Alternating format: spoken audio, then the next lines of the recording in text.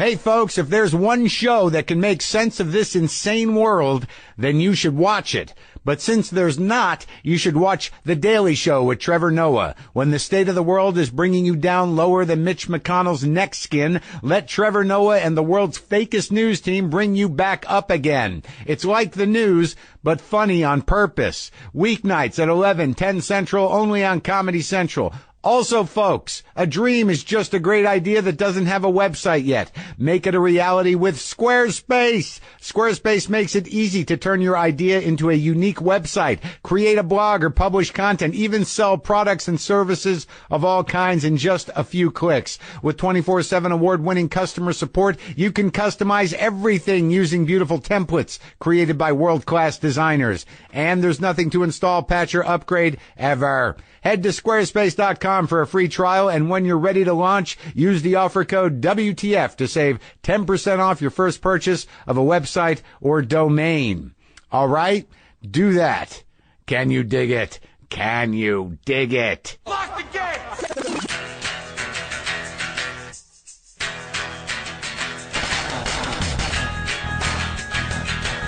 All right, let's do this. How are you, what the fuckers, what the fuck buddies, what the fucking ears, what the fucksters, what the fuck publicans, what the fuckocrats? What's happening? I'm Marc Maron. This is my podcast, WTF. Welcome to it. Thank you for joining me. If you're new to it, welcome. Make sure you go check out the archives over there on the Stitcher app. You can go back and get them all. Well, all the 900 and some odd things. But anyways, my point is welcome. I am broadcasting from the new garage, and I'm happy to say that the garage has been christened by tears.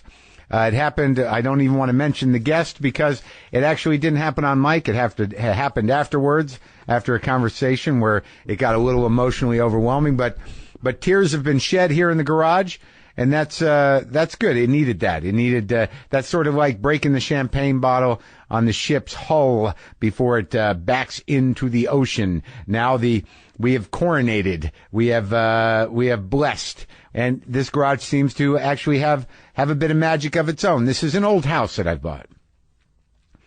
And old houses tend to have magic if they've been around a while. I'm not going to say there's a ghost in the house, but there might be. There might be. Things have been moved, things have fallen down and broken. So as long as I can breathe properly, and no weird chasms to strange worlds open in the house, I think I'm okay with the ghost. Maybe we can negotiate some sort of way of living together. This house was built in 1908, folks. 1908, and it's still solid, still beautiful. Getting a lot of emails. You know what? Let me first tell you that Bill Simmons is on the show today. Bill Simmons, a podcaster, a writer. You can get all his stuff at theringer.com. He had me on his show. Now I'm having him on mine. We were often mentioned together in articles about podcasting at the beginning. We're very different. We have different focuses. You know, he respects me. I respect him. For me, a guy who knows nothing about sports but understands the passion. Understands it. So that's coming up soon. And also we're sponsored today by Casper, a sleep brand that continues to revolutionize its line of products to create an exceptionally comfortable sleep experience one night at a time. With 3 mattress models, the original Casper, the Wave, and the Essential, Casper mattresses are perfectly designed to soothe and cradle your natural geometry. Who doesn't want their natural geometry cradled, huh? How about a little of that? Not to mention, the breathable design helps you sleep cool and regulates your body temperature throughout the night. Shipping and returns are always free in the U.S. and Canada, but the best part is that you can be sure of your purchase with Casper's 100-night risk-free sleep on it trial. After all, you spend 1/3 of your life sleeping, so you should be comfortable. And yes, all the Casper mattresses are still delivered right to your door in the amazing Casper box, which is the big selling point to me. Don't get me wrong, I like the Casper mattress. It's great, but you get very few surprises in life like that box. Get one for yourself and get some more for your friends and relatives so you can all talk about that box. The mattress breathing to life. Get $50 off towards select mattresses by visiting Casper.com/WTF and using the code WTF at checkout. That's Casper.com/WTF. Offer code WTF for $50 off your mattress purchase. Terms and conditions apply. People are emailing me asking me how the cats are adjusting to the new house. Are you fucking kidding me? They've never been happier in their life. They're not like my old house, folks, honestly, was 929 square feet. This new house is bigger. I'll leave it at that. It's bigger. And these cats they've made it. They don't even think about going outside. That's how comfortable they are. They can each have their own room if they'd like. They can sleep in different places. But Buster Kitten is still kind of a fucking asshole and persists on beating up Old Man Monkey and Old Lady Fonda. I don't know what to do. I'm not getting another kitten so he can have somebody closer to his own age to play with. But that's what's going on. They're very happy. They're eating. They're healthy, and they seem better than they were at the old house. Maybe that old house was possessed by a lot of emotional baggage and memories that weren't so great for the cats or myself. Maybe I'm telling you, folks, I'm not regretting leaving the old house, and that's a lot to say because a lot happened there. I was very comfortable there, but I'm really in this, and I'm having a hard time. You know, I need to put some time into putting this room together, and knowing me, that could go on for years. Like I went through a wave of, I moved all of my stuff from my house over here and spread it out as best I could. It really, I need more stuff. I don't want to get just any stuff. I need more stuff. So that's going to start to unfold over time. I don't know how long it'll take. And I don't know how long it'll take to get everything in this garage that I want. But I do know I'm happy to be here. The other thing I wanted to talk about is that I neglected to mention that last week, what night was it? Last Tuesday, that I did a show with Dean Delray. Dean Delray put on a show with a bunch of rockers. It was an evening of comedy with me and Dean and Joey Diaz, and Bill Burr. And then there was a band, and that band, including me sometimes, including Bill Burr a little bit, but Scott Ian, Nikki Sixx, Rudy Sarzo, Michael Devin, Josh Z played guitar, Steve Gorman played drums, Billy Rowe played guitar. And the album, here's the thing, the album that we did was all of Powerage. That was the night. We did a stand-up comedy show, and then they played Powerage straight through, and with a couple other songs. And I got to sit in on Down Payment Blues, which, as some of you know, was the original theme song for this podcast. Till we started to get panicky about it, and we pulled it. But I also used it on my old radio show. It's one of the best songs ever, Down Payment Blues by AC/DC. And I got to play that, and it was pretty exciting. It was me, Scott Ian, Billy Rowe, Josh Z, Dino singing, Michael Devin on bass, and Steve Gorman on drums. And I was elated. It was fucking great, man. It was fucking great. I guess I'm just reporting that, I had a good time. Is that okay? Is that okay? I had a great time. I've decided to have more good times in my life. But, I don't want to sound too chipper. God forbid. I do want to, make sure everyone knows I am going to be in Europe next week. My shows in London, Oslo, Stockholm, Amsterdam, and Dublin. Get tickets. Go to WTFpod.com/tour. Also, I wanted to give a shout out, as they say in the game, to the woman in my life, Sarah Kane, who has an opening. This is one of the reasons we planned the trip like this. She has a big opening at the Timothy Taylor Gallery in London next week on April 18th. As I mentioned before, support for today's show comes from Squarespace. Think it, dream it, make it with Squarespace. With beautiful templates created by world-class designers, Squarespace makes it easy to turn your idea into a new and unique website. Customize everything from the way it looks to the way it works. No matter what you choose, it's going to look great on whatever device you use it on, just like WTFpod.com. Showcase your art, have a place for all your writing, announce a special project, even sell products and services of all kinds in just a few clicks. Then use Squarespace's analytics to help you grow your site in real time. It's all self-contained, so there's nothing to install, patch, or upgrade ever. But if you have a question, Squarespace's award-winning 24/7 customer support is there to help. 24/7, obviously. Keep dreaming, but make it a reality with a website from Squarespace. Head to squarespace.com for a free trial, and when you're ready to launch, use the offer code WTF to save 10% off your first purchase of a website or domain. That's squarespace.com, offer code WTF. All right? Okay? Great. So now it's my pleasure to share a conversation I had with Bill Simmons. Many of you are fans of Bill Simmons. Great podcaster, great writer. Everything is available, both his writing and podcasts are available at theringer.com. And also the documentary Andre the Giant premieres on HBO tomorrow, April 10th at 10 p.m. He produced that, and it was his concept, and it was a hell of a story. I enjoyed it a lot, and I didn't know about Andre. And as a guy who's involved in wrestling in a peripheral way, I needed to know more about Andre the Giant. So it's a pretty touching documentary. So this is me talking to Bill Simmons.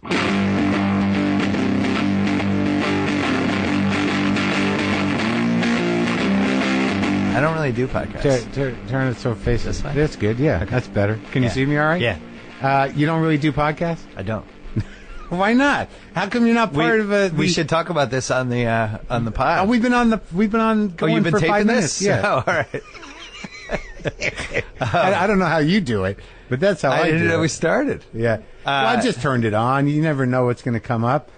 No, I don't. Sorry about the noise. I'm trying to make tea here. I've got the last vestige of the kitchen I once had in there. Is this boiling pot? Boiler? Yeah. The cool thing about this garage is it feels like I could be in any state in America. Yeah, we could easily be in Minnesota, like on some no doubt ice fishing lake or something. Sure, man. If that's what it takes if you need to picture that to make this feel more comfortable, being please a feel UFO. Free. Yeah, we could be anywhere. It is a classic sort of a type of. I'm wary to call it a man cave, but it is a type of sort of post hippie man cave. I am since you were in my office. I'm really happy with my poster game. I did some poster upgrades. Oh, I'm really happy with how the symmetry of how they're arranged. I'm just really proud of it. I got a couple good ones. Yeah, an old Springsteen, 1975 Capitol Records. Are you a big Springsteen guy? I really was. Did we talk about that? On yours? We didn't talk about a lot of stuff. We have a lot left on the. But did you listen to my Springsteen? Did you listen to my? I did. And how was that as a Springsteen fan for you? It's you can weird. Be honest. You can be honest. Now, for me, it's weird to hear Bruce talk about himself because his songs are so personal. Yeah. So it's almost like you partly think you know all the answers, and then he has answers that you don't think he's going to have, and it's disorienting. It's almost like if I heard my wife on your podcast and she was telling you things that I didn't know, and I almost like take it personally. That would happen, you know. It probably would. She's very excited that I came here. It's happened with other people before, like brothers of people, spouses of people. Oh, yeah. People who have known people for 30 years. Like, I didn't know that. Yeah. Because there are weird little details about your life that even if it's your spouse, I mean, how's it going to come up? He's very transparent, and like Bruce, the three album box set or whatever it was that came out in the mid '80s. Yeah, I like that one. And it's got a couple of those stories that he tells. He's like, when I was growing up, my dad. Yeah. And basically the theme of everyone is his dad hated him, but then it would take a car accident or him not getting into Vietnam for his dad to actually realize that he's okay for 5 minutes. Yeah. And you just feel like crushed for the guy. Well, yeah, what struck me about him was just like how hard he is on himself. Yeah. And how dark it kind of got. And I'm not a fanatic for him, but I felt like I look back at it as one of the great events of my podcast. Oh yeah, going out there, I'm sure it was, and just being around him. But I'm not like a guy I've never seen him live. Really, I've never been fanatic, but that helps. You know what I mean? And I read part of the book, but like when you're around him, you're like, there's a weight to him. You know, it's real. He was the second concert I ever went to. Yeah. And the first one I went to was Bob Seger, who also was long. Oh, yeah. That was 1980. Yeah. And the second one was Bruce, and he kept playing encores. For 4 hours? It was the stereotype, but it really was the case of, like, we were at, like, the 3.5 hour mark, and he's, like, coming out again. Where'd you see him? It was in Hartford. I think it was the Hartford Civic Center. Yeah. And the crowd was like, oh, my God. All right, 2 more. All right. He was outlasting the crowd. He wore out the crowd. It was pretty great. So I watched the Andre the Giant thing last night. You did? They sent it to you? Yeah. Oh, cool. I watched it. So let me understand something. Yeah. Because like, being not as sports oriented at all, I think you probably are responsible in some way for sportscasters and sports radio now to be more broad based. I think that you because of what you've done. Like now, if you're on the road or something and they're sending you to a radio show, yeah, they're like, it's sports, but they don't talk about sports. I think that's your fault. I'll take it. I'll take it as a compliment. Well, you kind of reconfigured what a sports guy can do in a public medium. Because I've done a lot of sports. Because you walk in, you're like, they look like sports guys, but they're like, hey, what's up? Let's just talk about whatever. Right. I don't think that happened before you. No, I came at a really weird time. It was very early on in the internet.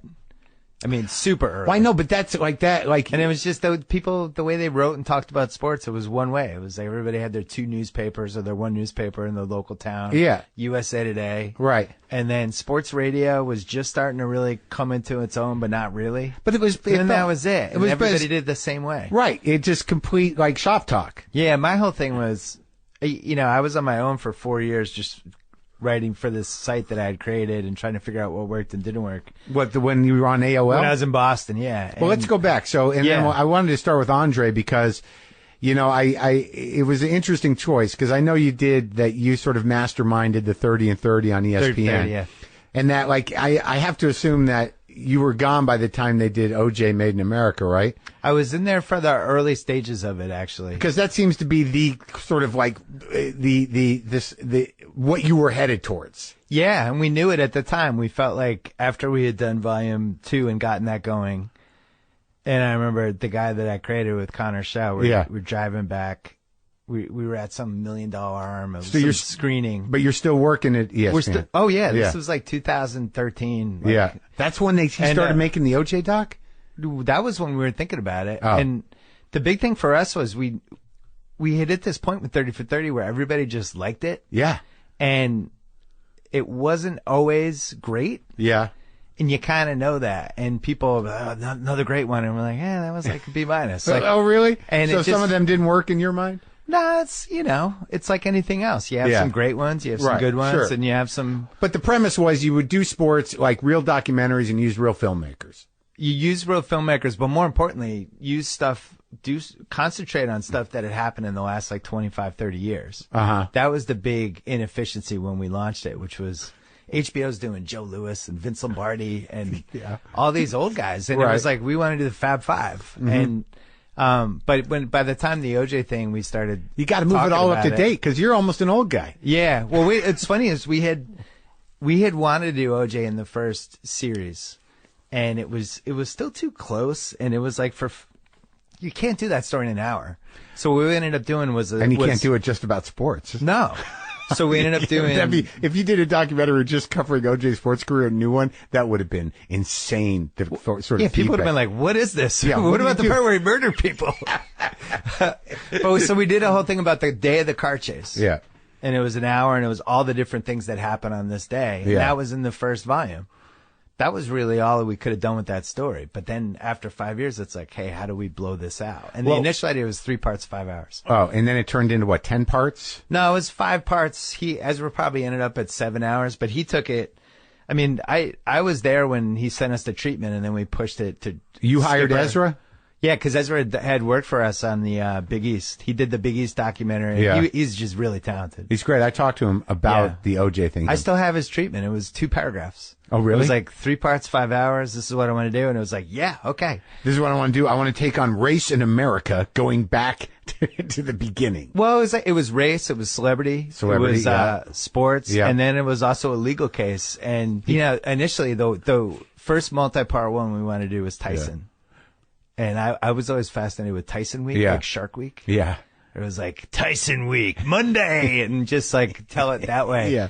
And by the time we actually got around to seriously thinking about it, he was like too available and too. Yeah, he's out there. He was doing Broadway plays, reading books, and it just didn't make sense. He used to hang around at a cigar place across from the Comedy Store on Sunset. Yeah. Just like, he's available. He just seemed like it just didn't seem that special as it did in like 2009 or 2010. Right. And that's when, people's opinions of him were rightfully tainted, but there were still a lot of people that had normalized him. Oh, yeah. Yeah. But I mean, what Ezra did with the OJ thing, I think it's the best documentary ever. And I also think like it's really hard to follow that. And I'm friends with him, and I'm waiting to see what he does next. Ezra? And he's so smart. He understands like whatever he does comes under this shadow of Sure. this amazing achievement, and that's really paralyzing sometimes. But you weren't there for the follow through of it. I mean, I wasn't. I was there from when we got it greenlit, when he went off and started working on it. But the good thing about people like Ezra is they just kind of go off. If somebody's really good at doing a documentary, and Jason Hare for Andre, the same thing.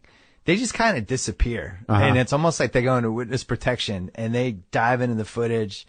They read everything. Yeah. They live and breathe it and they become obsessed with it. And I think that goes for a lot of things, but especially documentaries. The good ones are like, we had this problem with the first volume of 30 for 30 where we do certain people. Yeah. And it was just part of one of 7 things they were doing. Right. It's not going to work. It's No. got to be like, this is all I am doing all the time. Yeah, and it's a solo journey because so much of it is found footage and organization and creating a narrative. Interviews. Who do I interview? Yeah, Who's interviews. good? Yeah. But I'm sure it's the same thing when you do a stand-up special. It's like, you can't do a stand-up special as one of the 7 things you're doing. Like, you're all in, you're testing material for weeks and weeks, Sure. you're writing constantly. But at night, I mean, you're sort of, you can do other things. It's not as all consuming because I don't have to book out a few hours during the day. Yeah, I guess that's true.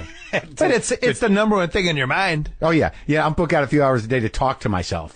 Right. Kind of get on the mics with me and figure out where I'm at. Yeah. Work some material. It's really hard to do a documentary because I love it. I don't watch enough of them. Yeah.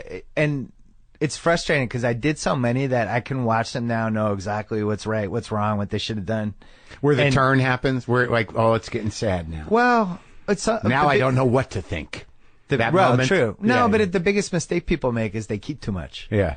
And the directors fall in love with what they did. So, first of all, were you pissed off that you didn't get to follow through, be there for the whole OJ thing, or did that you left him in the middle of it? No. ESPN? No, it was already on its own. I was not pissed off about that because it was Ezra's thing. I mean, our job was to get the series to the point where we could do something like that, right? And to recognize somebody who's as talented as him and to give them the chance to do it. And that was the last of you in ESPN. Yeah, pretty much. When I was leaving, he was working on it. I mean, we'd heard a couple different stories from when he was kind of preparing it and doing the interviews and stuff. But then I knew it was going to be really good. I didn't realize it was going to be great. Anybody who realized it was going to be, or claims they thought it was going to be that good is lying. And it was Ezra going from like one level of his career to another level, which happens right or usually. I don't think he's maybe in his late 30s or mid 30s. Oh, is there actually a chart where I don't know the age syncs up? I think he had done enough projects that it was like, because I was way late on that chart. Yeah, I think both of us were just starting to tip up now there. No, but I think you hit a point where you kind of know what you're doing. Yeah, right. And I think also he had that, like, he must have had that moment with himself where he knew it was getting bigger and he could manage it and it was worth following it. Yeah. Once it started, it must have just started to open up to him at some point where he's like, this is all layering up and I'm covering all this stuff and there's no reason to stop. There's no reason, right? And the other cool thing is it's the best documentary subject I think you could really ever do. Mm-hmm. At least for sports, because it wasn't really about sports. The bad thing is I think it's convinced a lot of people like, oh, you should do this will be like the OJ thing. And it's like, this was like a special topic that hit so many different things and went so many directions. You can't replicate this. It always happens with executives. They're like, they so easily go like, no, just do that. Yeah. Hey, make it 4 hours. Yeah. OJ was 4 hours. Like, that was great. Guess what? Documentary should not be 4 hours. This was an exception. But so the Andre the Giant thing, this was like something you've been working towards for a long time? Yeah, when we came up with 30 for 30, it was on the original list, and the WWE wasn't ready to outsource anything, especially him, because he's one of the biggest stars they ever had. But this is interesting because so now you're kind of doing it at HBO, who you have like a big overall deal with of some kind, and this is your first documentary with them. It was in 2015. It was the first one I wanted to push HBO for. Sports, and this is a wrestling show. Yeah, but it's not really about wrestling. It's about a giant guy. No, it is. But it's about the who knows form. he's going to die. Yeah, no, I get that. Yeah. But the form is wrestling. It's not Yeah. football. It's not basketball. It's not, soccer. It's not like, and I'm not saying, I'm certainly no longer in a position to say that wrestling is not a legitimate sport. I know. But people get mad. No, but I'm on a wrestling show. So I've had to learn. And I certainly have respect for the form, but it's fundamentally about, a spectacle, an entertainment. Right. But so it didn't really matter. You still, as a sports guy, were like, it's important. Andre's important. Yeah, because I felt like when I was growing up, he was one of the biggest stars we had. But were you a wrestling kid, obviously? I was. I got into it probably when I was around 10. 10? I was the only child, so I was ready to get into anything. What year was it? We're talking like 79, 80, somewhere in there. So I remember Andre Killer Khan broke his ankle. Were you a latchkey kid, deal. or did you have people around? Or, what is a latchkey kid? Like by yourself in the house? I was there in the days. I really was. It was a different era. I used to walk home from school. Right? Let myself in. What state are we talking about now? Massachusetts. Like what town? It was Brookline. Where in Brookline? Chestnut Hill. Oh, okay. Up off Route 9? Yeah. Uh-huh. Yeah. But it was a different era. You walked home from school. And how old are you? I'm 48 now. I'm 54. All right. Yeah. So, right. Yeah, you didn't have to be afraid. Sometimes it's snow. You walk home in the snow. We did the blizzard. It was just, we were out. Blizzard is 78. You just go out and your parents see you in 8 hours. Yeah. We used to go to the dump and look for Sports Illustrateds and Playboys. And did you find them? Yeah, sometimes. Where was the dump in Chestnut Hill? The Brookline dump. It was a Brookline long walk. dump. Yeah. You Whatever and the your Chestnut friends? Hill dump was. Yeah, we would go. So what were you let's go find some stuff. What were you doing in the you were the only non-Jew in a world of Jews up there? I actually, I will say I went to a lot of bar mitzvahs in the 7th grade and did not really fully understand it. Uh-huh. Yeah, it was a different time. Your Chestnut parents Hill left you Mall. alone. Oh, the Chestnut Hill Mall was incredible. Mm-hmm. They had a toy and hobby. They sold the hockey cards and the basketball cards. Oh, that was your place? Yeah. My best friend Reese, I've written about this. We used to steal change from the fountain to buy cards. Oh, really? So we would hold each other in. I think I was taller than him, so he would hold me and we'd reach in and grab quarters. Uh-huh. And then go buy hockey cards. But yeah, those were the days, man. Now it's like you can't, your kid's going anywhere and it's like you have Obama. Yeah, you got full security. How's Zoe getting to school? Yeah. Your grandmother's taking her and then they're just picking her up at 3:15. How far is the school, though? It's like 20 minutes. Well, like in Chestnut Hill, you could probably walk it, right? Not a big deal. There's a lot more walking.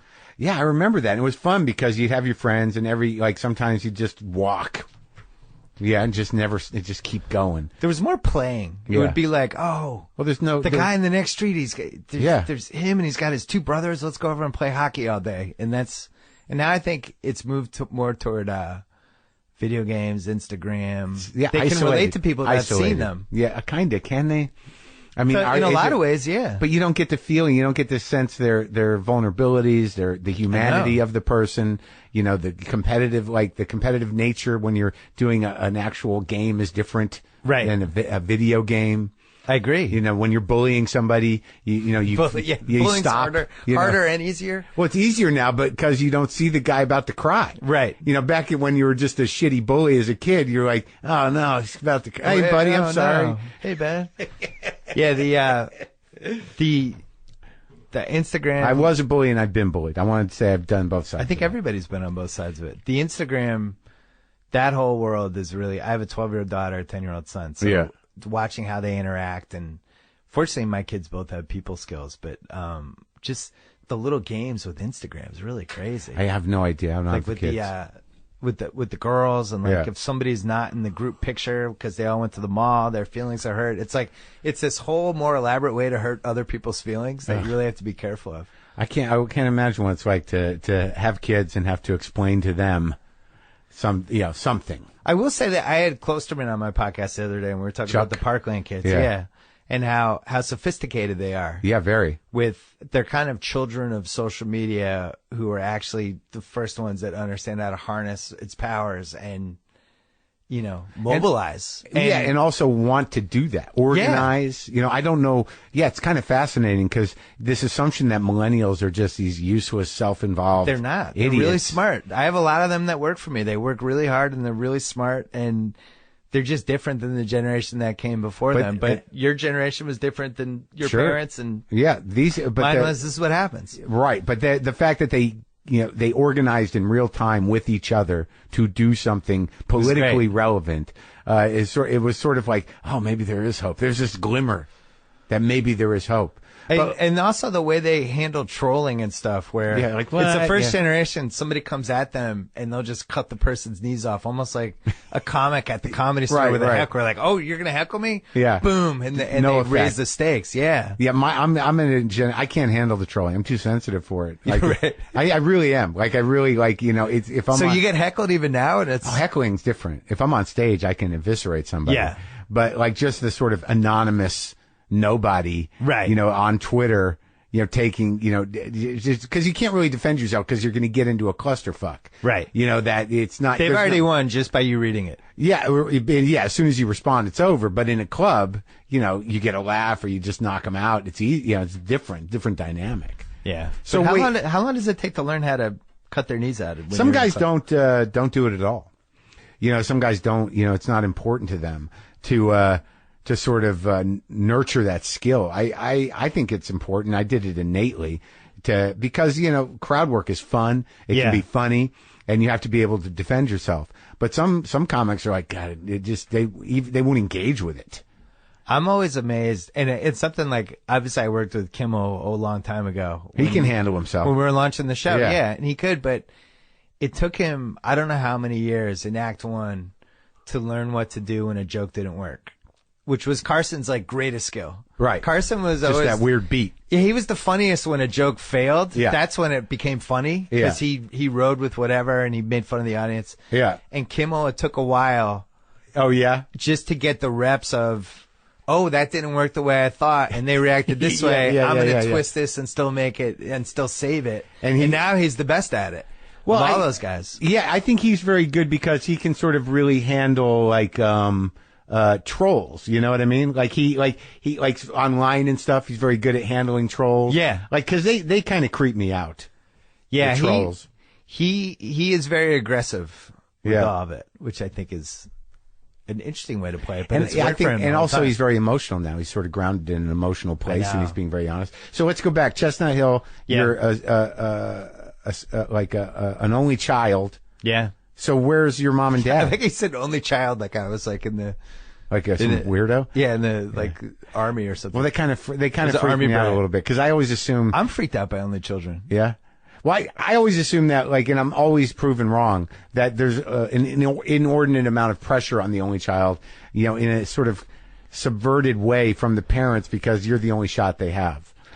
Yeah, I think that's part of it, and I think there's a little narcissism that kicks in because kind of the world revolves around you to some degree. Yeah, and I just watch what my daughter and my son watching them interact. I think it's so important that you kind of learn. You have to learn. It sounds like a cliche, but you learn how to share. Yeah, you learn how to get your feelings hurt. Yeah, they're super mean to each other, and then it's fine, and you develop kind of a thick skin. And you didn't. Well, you're an only child. Everything is new, and especially back then, you don't have the internet, anything like that, and you're learning how to interact with people either at school, family functions, or when you're out, or just from TV. Yeah, and shit like that, and TV had a huge impact on kind of every thought I had growing up because I watched a lot of TV, and I felt like those characters were my friends, And your where were your folks? My parents, they got divorced when I was 9, and eventually, 2 years later, my mom moved to Connecticut. Yeah. So I lived with my dad for a couple more years. What'd he do? It was like Kramer versus Kramer. Oh. He worked in a school system. He eventually became a superintendent for a long time. Oh, yeah? So. Main guy? Yeah. Overseeing the whole system? Yeah. Massachusetts? Superintendent. Was he not just an intendant, a superintendent. Was he a Massachusetts guy? Yeah, he was. Did he talk like one? He's been there almost 50 years now. Yeah, it's funny. He's got this... He can't say certain letters anymore, which is like a Boston thing. L's and R's are really tough. It's just the L's are gone. We've had the Portland has this guy Damian Lillard, and my dad won't even try to say his name. He just calls him Dame. The guy in Portland, Dame Lillard's no chance. Both your folks are around still? Yeah, that's nice. Yeah. So all right, so you're in Massachusetts for a little while, and then your mom takes you to Connecticut. How old are you? Yeah, so I go there in 8th grade, which was tough. Going back and forth every other weekend to see my dad in Boston. On the train? Going back. Yeah, by yourself? Amtrak. Yep. See, you could do that. Buy the New York Post. Yeah. Have a book. Yeah. I'd get some roast beef sub, take the train, and I'd try to get there in time for whatever the Friday night Celtic game was, because Larry Bird was playing back then. So we had season tickets. So I was like, a lot of it was like, oh yeah, I'll go back this weekend. Then Friday game, Sunday game, I'll get to see 2 games. That was and then the plan? eventually I was able to drive when, back then it was 16. What is it now? I don't know. I was at 15 in New Mexico. It was 15. So when I got my license, I could just zoom back and forth and go back for games. From Hartford to... It was Stanford. 2.5 hours? Stanford? 2.5, which I always tried to make in 2 and probably should have died. Yeah? At some point, I drove those roads so much. I miss New England. Man. The Maron was like pole. Remember that video game pole position? It was hugging the turns. Oh, yeah, because that was the quickest way. Yeah. So, all right, so you're running back and forth, you're taking the train by yourself, and then, so it's all sports with you all the time? Yeah, I love to write, so I was always, I love sports, and I like to write, and eventually it just kind of collided when I was in college. Yeah, you started I had a column the senior year, the last year I was in high school. I went to Holy Cross in Worcester. Worcester. Is that a good school? Their mascot. It is a good school. But when I went there, it was very sports heavy, and they still had, they were kind of weeding out the scholarships as I was there. But when I was there, it was very sports, and there was like a lot of the guys there were guys who were good in high school, and there was a big intramural scene. Yeah. It was just different than. Why that school? You applied to that? You got a scholarship? My dad went there. Oh, he did? Yeah. So you were a legacy? My dad and 2 uncles. Uh-huh. And, I really wanted to go to Georgetown. I didn't get in. Oh. Yeah. So this is the one you got in. Every time I hire somebody from Georgetown, I always get excited. I'm like, I hired a Georgetown person. I just hired somebody with the Georgetown. Like, what was it about Georgetown? Georgetown? Look at me now. I just been Georgetown. Now they're working for me. I got a Georgetown person. Yeah. No, it's tough though. I wanted to go there because they had great basketball, and I liked Washington. Yeah. And I just kind of got my heart set on it. Washington in terms of the city or the... Yeah, the city just seemed cool. Were you interested it seemed like in politics? Boston. No, not at all. Yeah. I actually, when I went to college, I wanted to be... It's kind of like Boston. I wanted to be a sports agent. Oh, really? I did, my first major, I think, was... I don't remember if I settled on it, but I ended up doing poli-sci. Yeah. Yeah, that was my first one. Did you? So you didn't do well in high school? You did all right. Not good enough to get into Georgetown. I was one of those like high SATs, but didn't have good study habits person. Yeah. Smart, but not motivated. Did you get the teachers tell your parents that? Yeah, he's a gifted writer. I just wish he worked harder. Yeah. There's a lot of that. Yeah. It would be nice if he turned assignments in on time. Yeah, so in college, it all kind of fell into place because I didn't write. What, did you write for the paper in high school? I did the last couple of years, but it was different. I didn't know what I was doing. In college, it was like, I saw the column I wanted. I went in. I badgered the guy to let me try. I wrote the first issue of the first year. Gave me a column. It was called The Ramblings. Yeah. And I wrote that one, and it was good. And from that point on, I never missed all 4 years. I had a column every time. And I used to, on Fridays. Was it weekly or daily? It was weekly. The newspaper would come out on Fridays, and I would go to the cafeteria to get food on Fridays, and I would see people reading it. And I was like, it's like anything else. You're like, when you're good at something, you really, when you feel, especially like somebody like me, I'm an only child. I don't know what the hell's going on. I'm like, I know I'm good at this. Yeah. And you just kind of, that's like, I want to do this. And did you get notoriety? It's sort of like the Andre story. Like, what else is he going to do? He's a giant. What else is he going to do? Yeah, it is a little like that. Yeah, it wasn't a huge campus, but it definitely started to have an impact. And I started feuding with the guy who ran the college. Was named Father Brooks. Yeah. So Catholic guy. I was calling him Father Crooks in my column. And who was the other guy? Oh, it was like Father Markey. I was calling him Father Malarkey. Yeah. Because they were getting rid of scholarships. I was calling Father Crooks and Father Malarkey. So you're starting shit. I was starting shit, and I got called in once, and I was like, "This is good. Let me get paid for this." The power of journalism. Yeah, it was good though. It was fun, and at some point, I just realized, I think I could do this and get paid for it. But taking a position like those seem like that were you taking a position politically on campus? Were you actually, other than just calling them names, were you? Yeah, it was back then when you wrote sports columns, it was a lot more abstract and you would have more fun with it. Now it's very first person. Here are my feelings. Sure. Here's my take. But didn't you do that? Back then, I did some of that, but back then part of the art of writing the column was to try to mess around with it and come up. Try to say what you were saying, not in the way people would think you were going to say it. So I created characters for them and did that whole thing. But you seem to like to start shit. Yeah, sometimes I would like to start shit when it's justified. Right. Like to me, it's like there's two types of people who do this, you know, especially now. It's the people that start shit just to start shit. Right. And I think a lot of local sports radio hosts are like that. Yeah. But I think when you start shit, if you really believe what you're saying, it's a little different. And I always try to, whenever I'm writing or talking on podcasts, to me, it's got to be genuine. It's always how I feel. I might be wrong. I might not have all the facts that I needed when I made the assessment, right. but I genuinely feel that way. So your style started to unfold in college, or not quite yet? No, in college it did, because I was trying to write a little bit from the fan perspective, and meld that with some other things. Who did you like reading, like journalistically? It was all kinds of people, but this Hunter S. So when I was in Boston, they had these. We just randomly had a couple of awesome sports columnists, Ray Fitzgerald and Lee Montville, and they did not write the typical sports column. Who were they writing for? What paper? They wrote for the Boston Globe. Yeah. And the columns that they wrote were basically, you know, thoughtful, a little bit from the fans' perspective. They weren't stuff like, Carlton Fisk is a coward and needs to go. Like, they didn't write that stuff. And so it was a little bit of that. It was Roger Angel in The New Yorker, the way he wrote from the fans' perspective was a big influence. And I don't know if you ever read a book. William Goldman wrote a sports book with Mike Lupica. William Goldman's the famous screenwriter. Yeah. And he wrote from the fan side, and Lupica wrote from the reporter side. And it was about this year in New York sports. And Goldman's fan columns, I basically just started ripping off like that style in college. Like I was like, that should work as a column. Yeah, and no one was doing that though. Nobody was. Really? Not really. It was just part of an experimental book in a way. Yeah, and then the other thing, I was sprinkling a lot of pop culture because it was working for Dennis Miller. Yeah. So Dennis Miller was the Weekend Update guy. Yeah.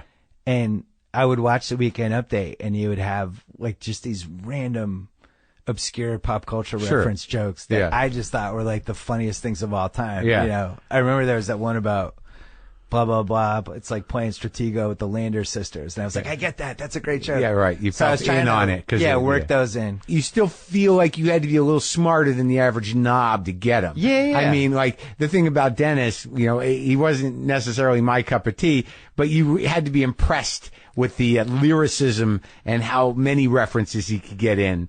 And then sometimes you're like, I don't even know what that is. Yeah. I got to go look that up. I got to learn something today. Well, and then when somebody gets it, I remember I used to do this one-liner thing. Yeah.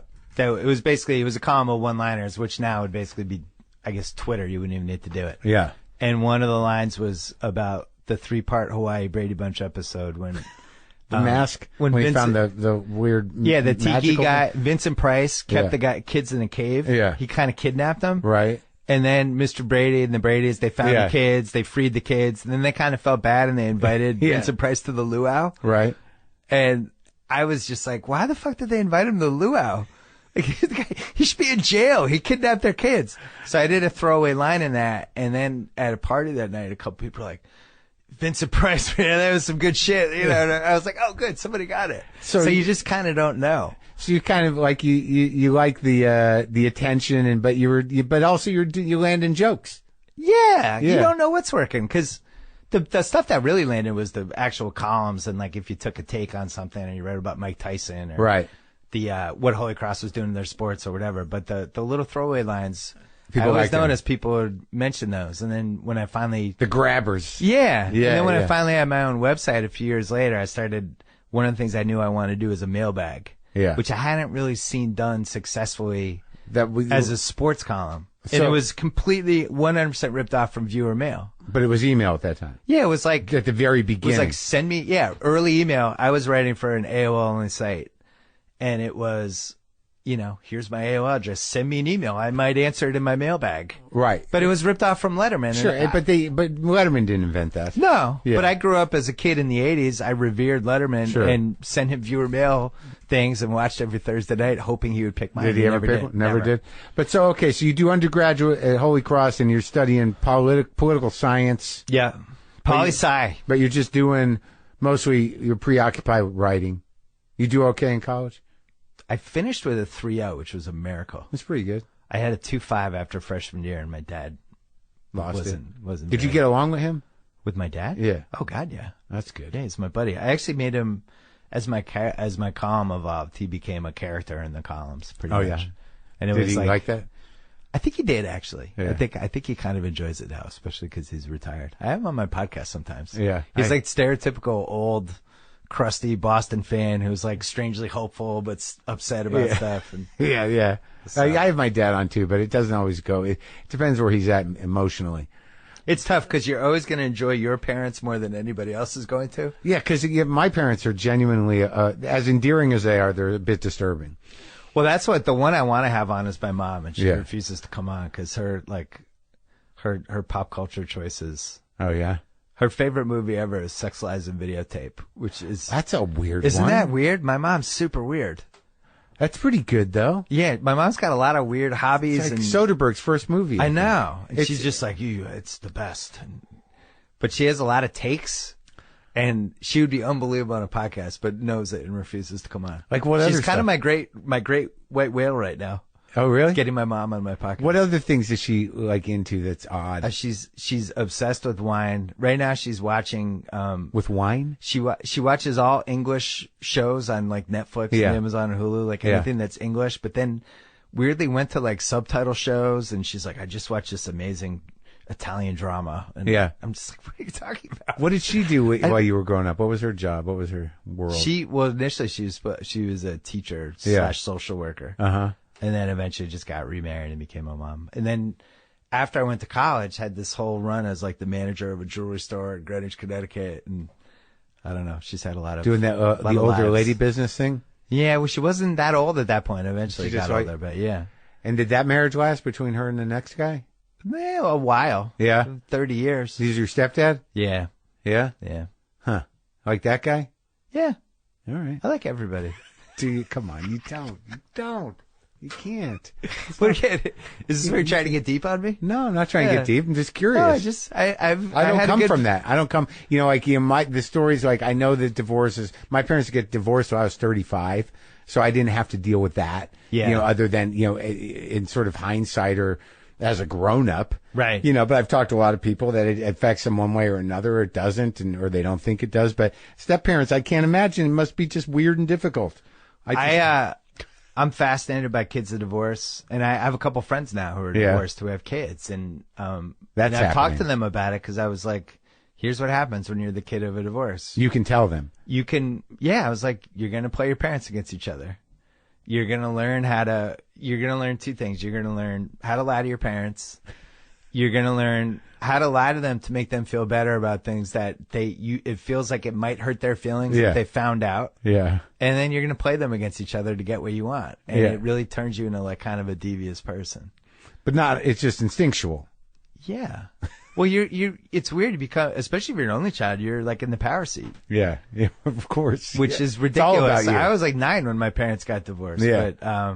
But, divorce, depending on when somebody gets, how old you are when your parents get divorced, I think it hits people different ways. But I would say between 9 and 10 is probably the single worst age. And does this advice help your friends, are you finding? A little bit. But A like, little bit. I just can't imagine that, like, when the next guy comes in. Like, I just can't, like, because you're already, how old were you?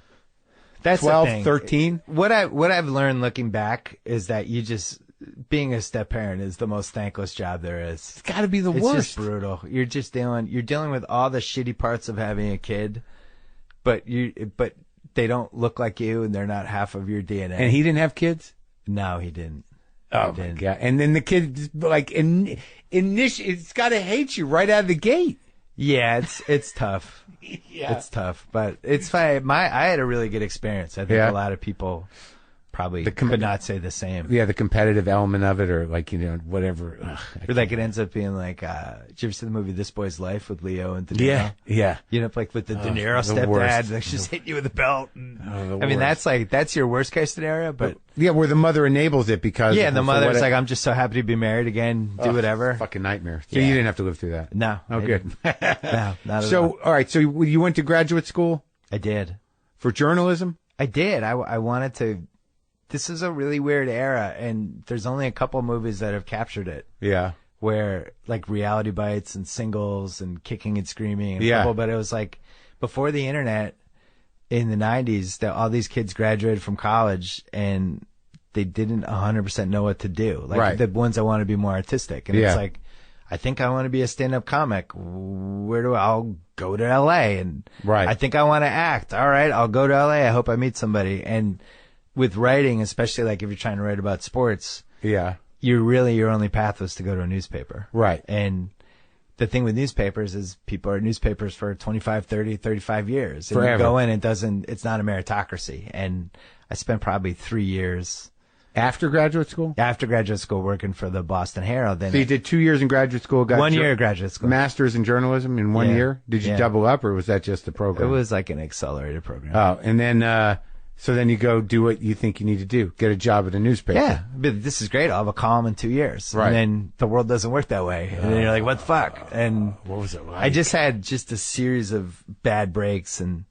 What was it like going in with the old guys? Did you have heroes there at the time? At I the did Herald? not at that newspaper. The No. Globe had a couple that I probably would have liked more, but But you didn't it like wasn't. Yeah, it was just rough. It was Yeah. like an Aaron Sorkin show. Yeah. It really was. It was like just fucking crazy. Yeah. And at some point I just realized that I just was going to go crazy if I stayed, because it just would have taken so long, and kind of gave up. And you just got other jobs? And I was like, I'm going to freelance. And Yeah. then you don't get a freelance thing for 3 months. And then it's like, I'm going to work. How are you going to make a I living? guess I'll bartend at this restaurant that's opening up. And now Where was that, I'm a Boston? waiter and bartender. It's in Charlestown.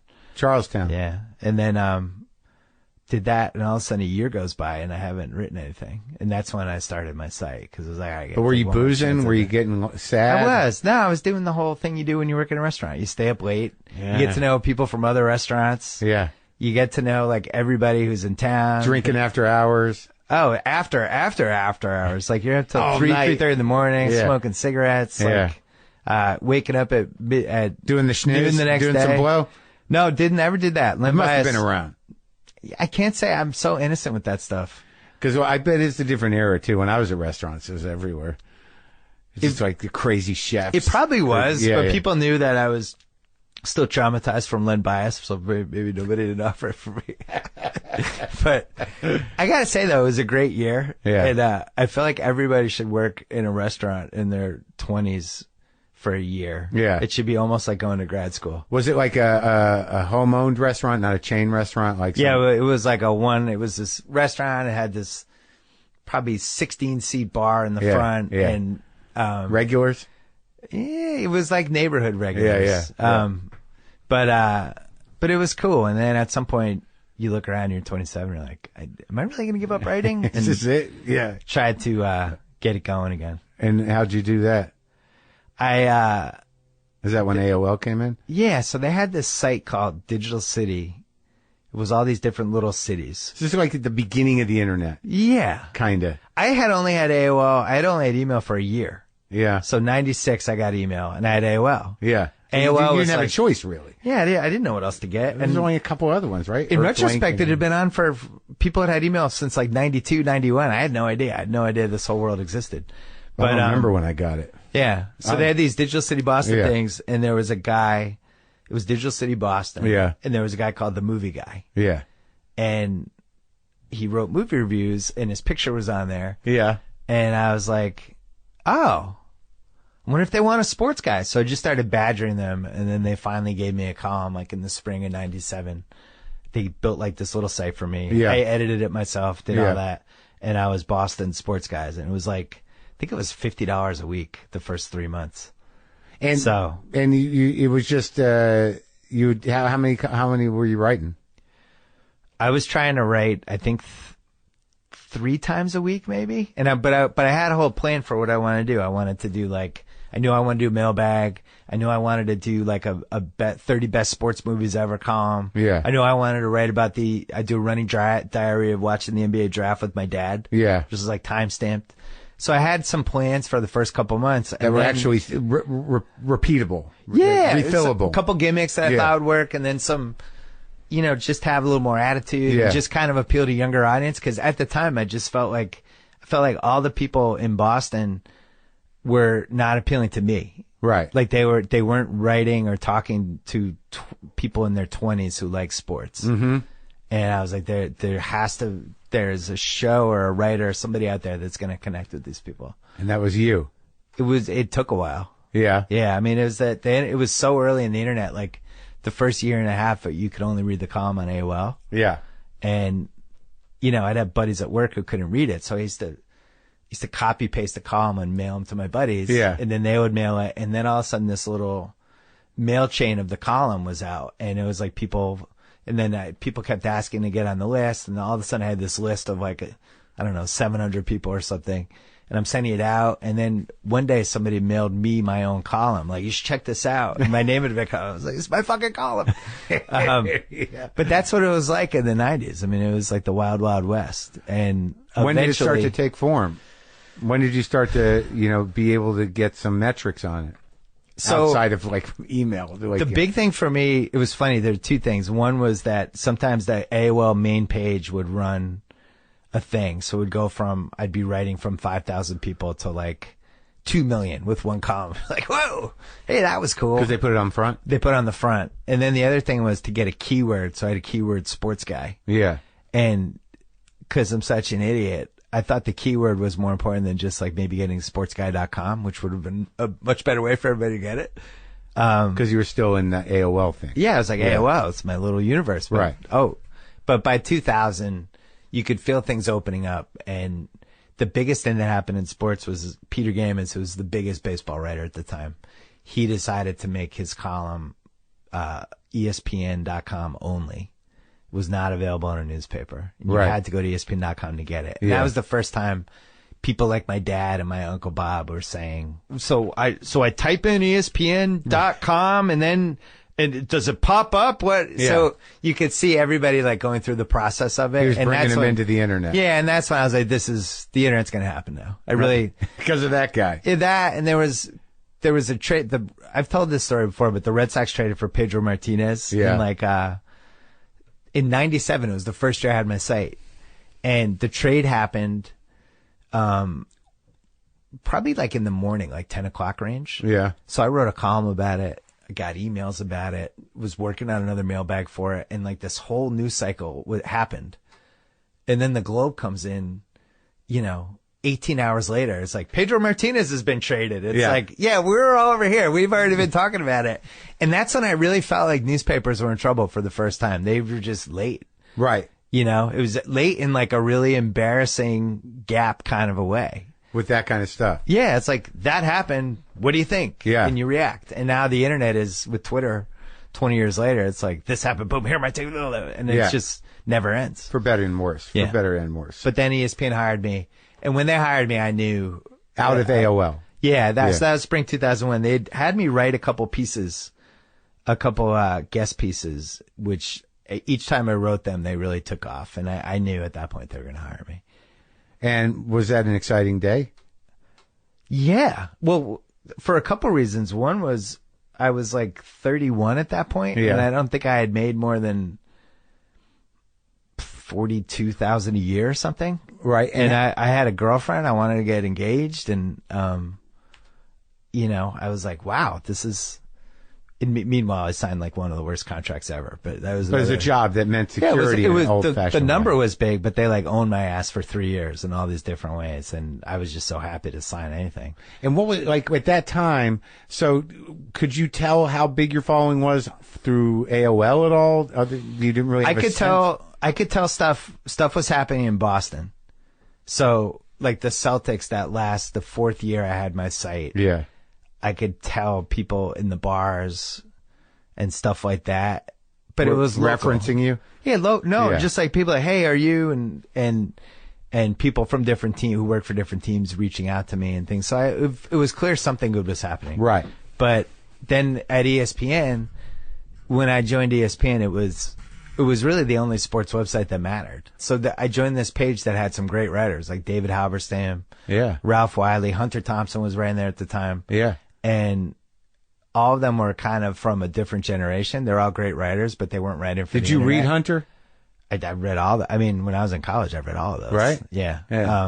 But so it's a good first person. Good first person. Oh my God. The Las Vegas. I like some of his features too. I do too. The short stuff's great. Yeah. Yeah. So like at that time, like you're writing, you got hired at ESPN, you're in big company, you're getting popular, right?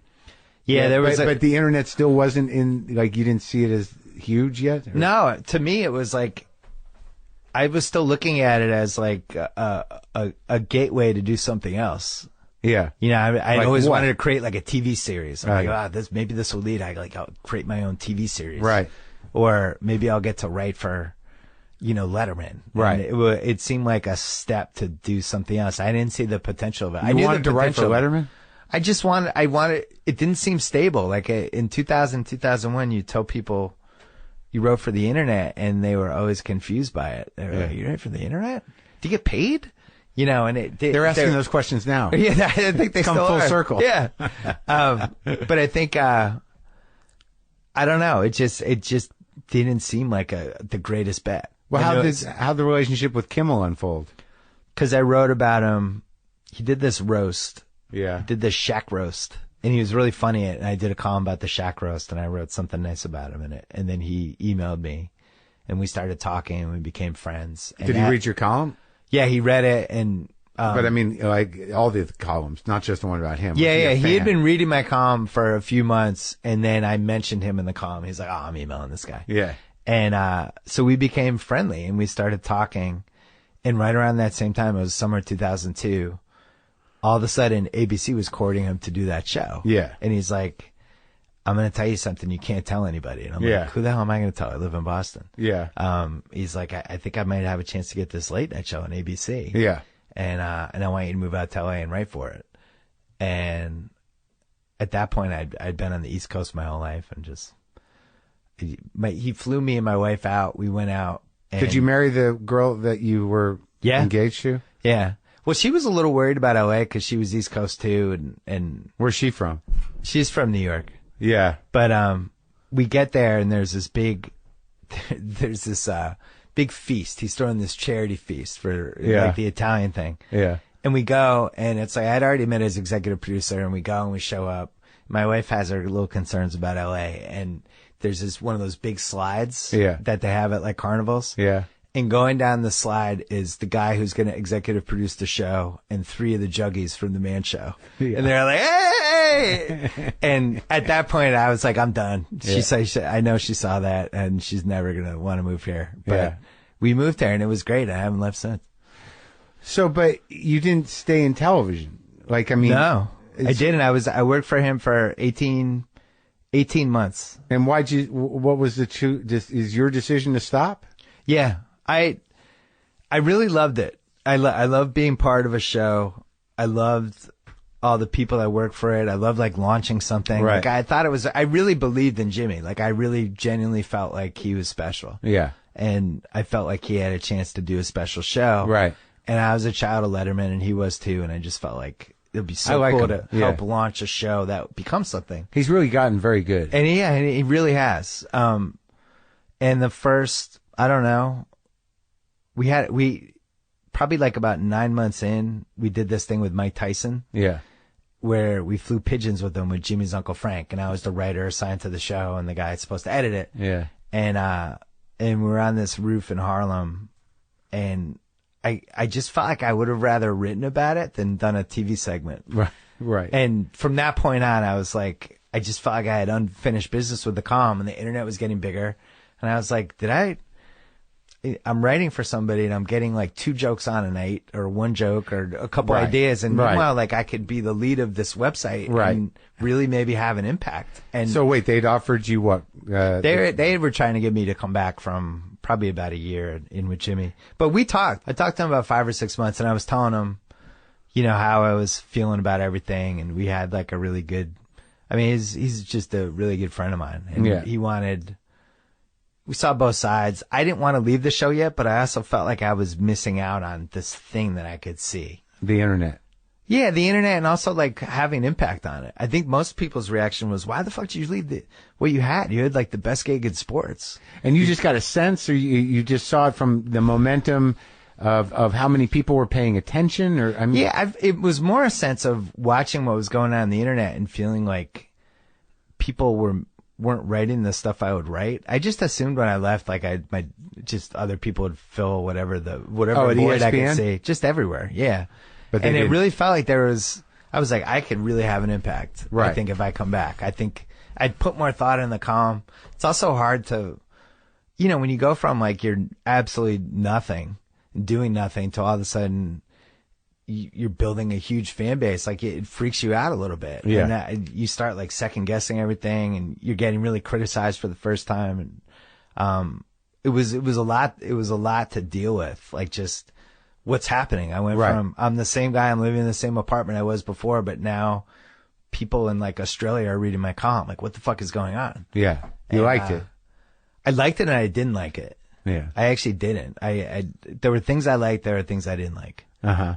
So. Well, why were you like rumored to be so difficult at ESPN? I don't know. I'm sure I was in the early years. I think I was. In what way? How does that manifest itself? Being immature. But wait, was it pushback against authority or what? Yeah, it was a lot of stuff. I was very concerned they were going to fuck with my column. And for the first 6 months, they did. How? They really did. They took jokes out. They took segments out. They just basically watered down the column just enough that the outside world couldn't totally notice, but I could. And it really bothered me. And it was just, I got in this mode of just leave me the fuck alone. Let me write this. Was it one guy? It was a bunch of guys. It was just the way they worked. I was nobody, and they're like, they're not going to change their rules for somebody. But what happened was my column started to take off in 2001. Yeah.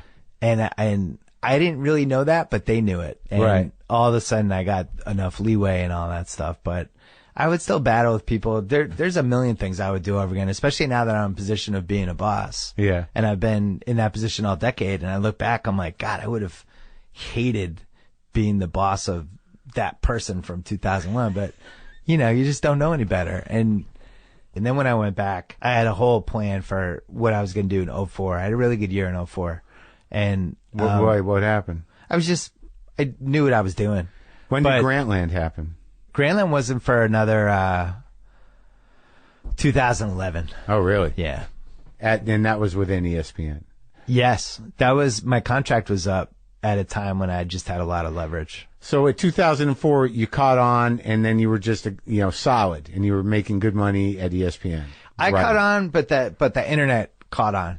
Yeah. So the Red Sox, who hadn't won a World Series yet, they were taken off as, that whole season, that whole journey, what was happening. I was writing about them the whole season. And then by the time they started coming back against the Yankees, and I was writing it, I was at the games, I was writing about it. And it felt for the first time like whatever I was writing was like genuinely important, and people around the country were reading it. And it was the same thing like how I felt about the Boston Globe people 20 years ago. Right, yeah. And there was, I think after one game, I called the editor-in-chief, called me because I didn't want to write again. I was so burned out. I was up till like 5 a.m. writing pieces. And the editor-in-chief, John Papanek, he called me and he was like, you can't stop. You got to keep going. Like everybody is reading you right now. Like you got to keep it going. This is what you wanted. And he gave me like this sports movie speech. I'm like, yeah, everybody's reading. But I was so drained and tired. But it really was a rush. It was like, this is what I wanted my whole life, is to matter like this and to have people read my shit. And so that was just the beginning of the good run all the way through. It was fun. And I got to do a lot of good stuff. I had a couple contracts that come up, and each time I wanted to start figuring out how to use ESPN for all the potential it had. Yeah. It was the biggest sports monolith that existed, but they also had all these pieces to it. Like when I went back in 2004, one of the things I was supposed to do was write a baseball movie for them, which I did. Uh-huh. And it was about to get made. And then the guy who ran ESPN at the time was in an owner's booth with George Steinbrenner, who was a character in this baseball movie. Yeah. And he was like, we can't fuck with our partners.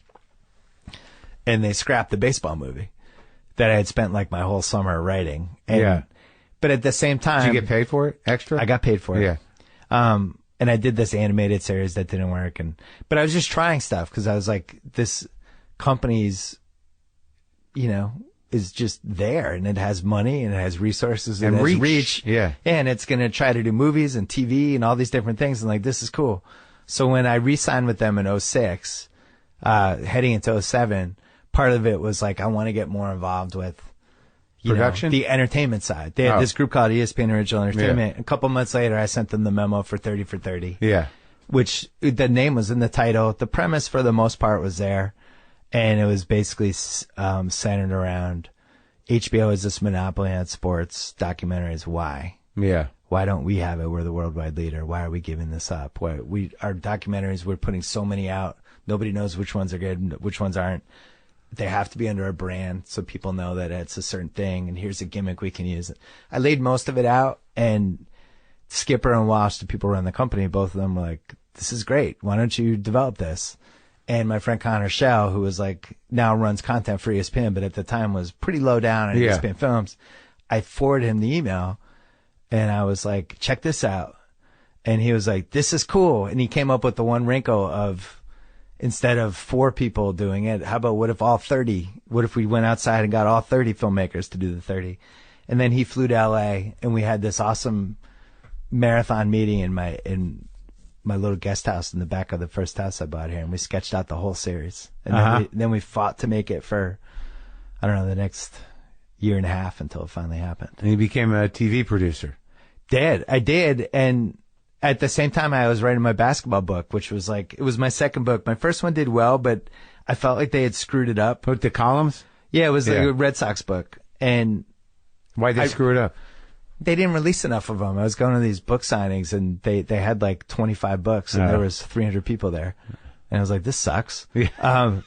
So then when I did the basketball book, I was like, I want to make this like the biggest basketball book, the biggest NBA book. It was 700 pages. But so I had that coming out at the same time 30 for 30 was coming out, and my contract was up. Yeah. So I used that as the leverage to do this site, which ended up being Grantland, that I had always thought would be cool. And I also had my podcast at the time too, because I had started doing a podcast in 2007, which we talked about on my podcast.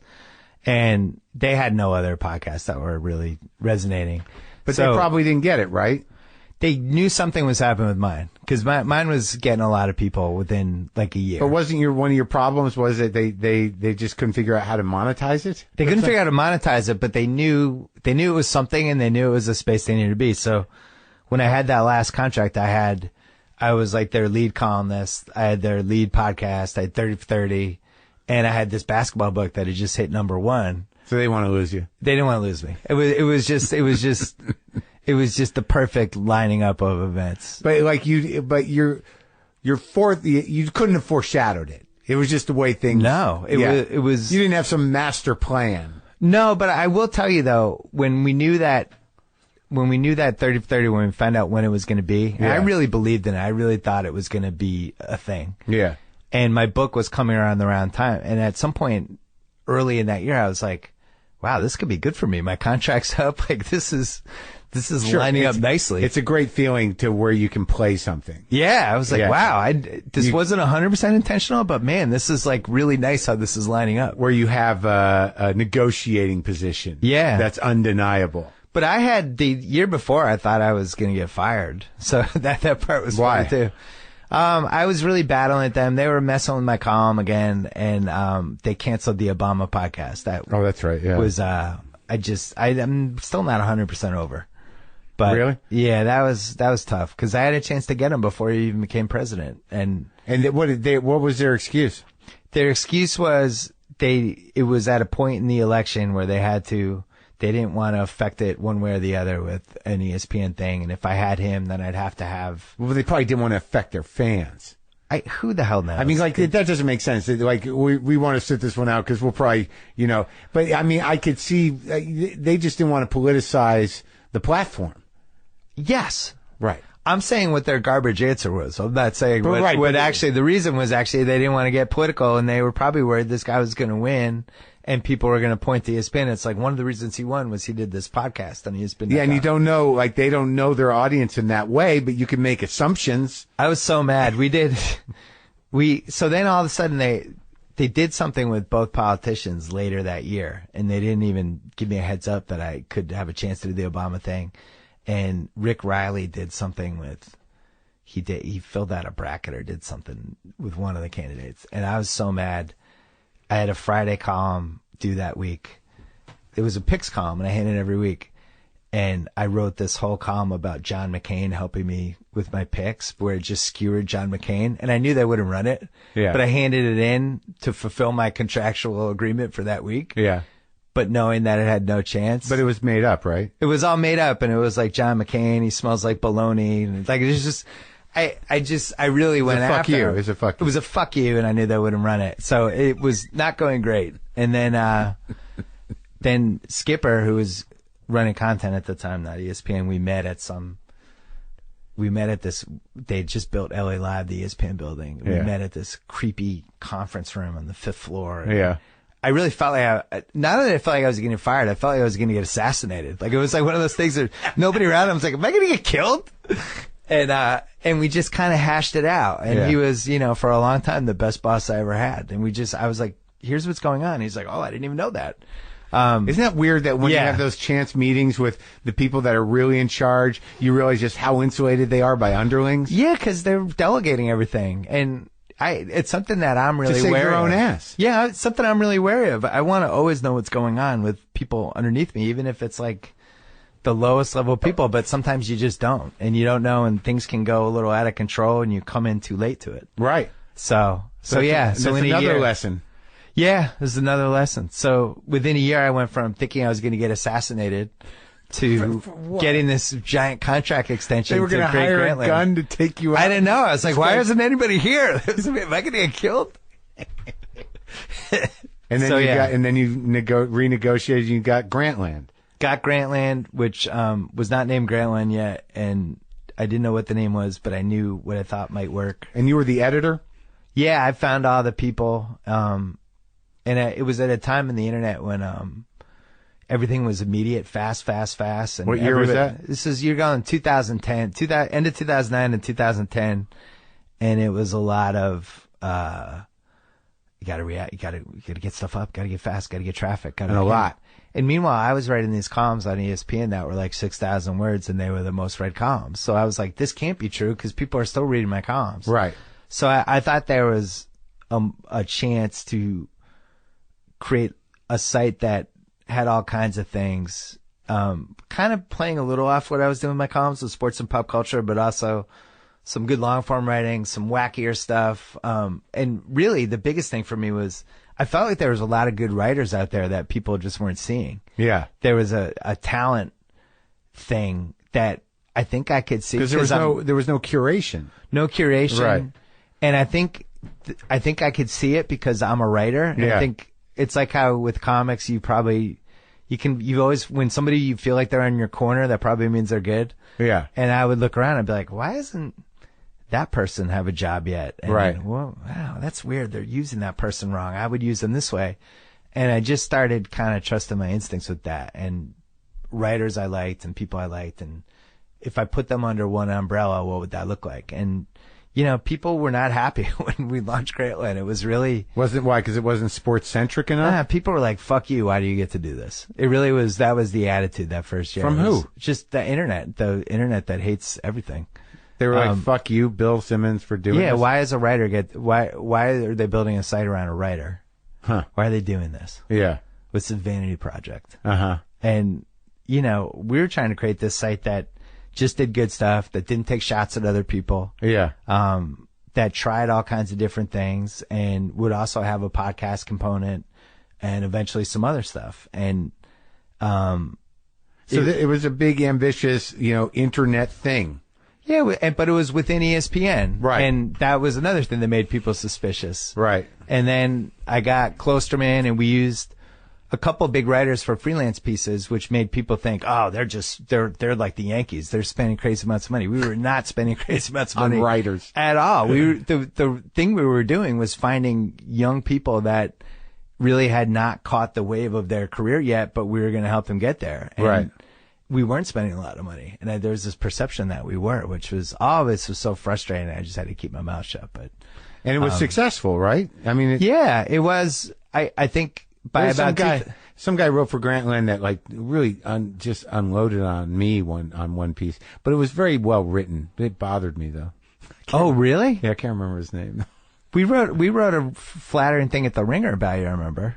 Yeah, no, this is way back. Oh, it was about your podcast or something. Yeah, I remember that. So by the time we launched Grantland, our staff loved you, and that's when I was like, I might have to take Maron out, like, and just have him murdered. I mean, I've been to bring him to the assassination room at ESPN. At ESPN. Yeah, I was like, no, fuck this guy. I have the best podcast. Sure. And but yeah, so it took probably a year and a half. But the big thing was we found so much talent, and talent's gonna win eventually. And we had so many good people, and then. It's almost like putting together a football team. It's the same thing right now at the Ringer, where you try to survive the first year, and the second year you figure out who you are, and then you start adding a couple more pieces, and all of a sudden it's like, you get a cornerback, and now I got a right tackle, and all of a sudden your team's good. Yeah, but it's really cool. It's the coolest thing I've ever been involved with. Well, what happened with ESPN and Grantland? How did that all come unglued? I mean, that's like an hour-long answer. But it was a successful site, but it was still at a time where, it wasn't completely clear how to make money from a site. Right. It was funny. They never mentioned money to me ever for from a budget, like, this is right, these costs are riding too high, any of that stuff. We were really responsible with what we spent stuff on. We were this boutique site that did not belong in this giant infrastructure that ESPN had for a variety of reasons. Yeah. The biggest one was their sales force, which is super successful and should be this way, is used to selling things in bulk. Yeah. And they're used to being like... To big companies. Yeah. We got $50 million from Kia. Yeah. We got $38 million from Miller Lite. They're not used to chasing money, and they certainly weren't going to sell like the mid-rolls in my podcast or anything like that, but at the same time would not have allowed me to use Midrow, who both of us use, right? Which would have just made us money. And the last year I was there, my 4th year, I had one of the biggest podcasts, and I think we were making $750,000 total for the whole podcast network for everything. We had, I think, 9 of the 10 biggest podcasts at ESPN.